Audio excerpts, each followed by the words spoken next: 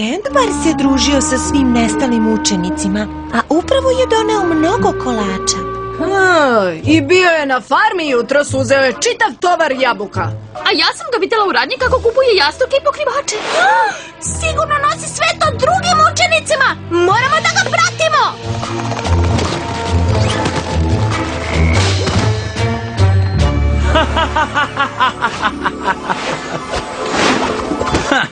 Ovo mesto je mnogo bolje nego što sam očekivao.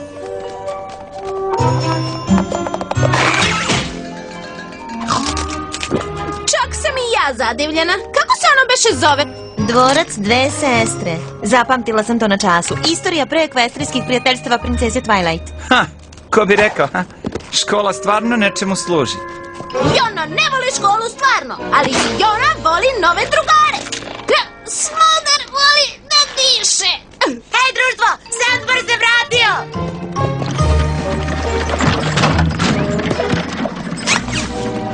Kolači najbolji slatkiši!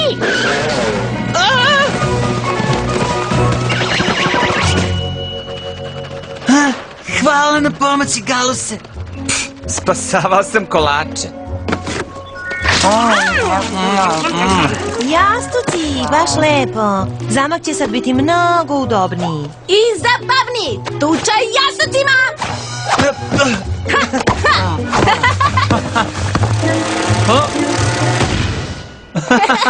Drugari! Sad sam našla stepenice! I to nas zanima jer... Stepenice su sjajne! Nemamo ništa slično pod vodom jer znate, ne možemo da se popnemo. Ovo mesto ima sve!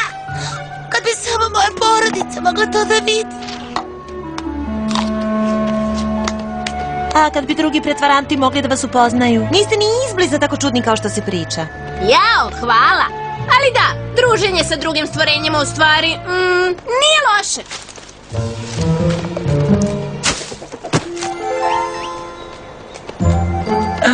Sa većinom drugih stvorenja, kako je ono stvar? Da li sam ja jedina koja nije prespavala čas nastavnice Fluttershy bića utehe i sukoba? To je Pakvadži. A da se sprijateljim sa njim?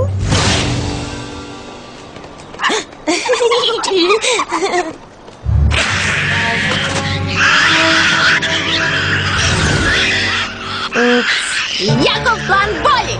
Ja!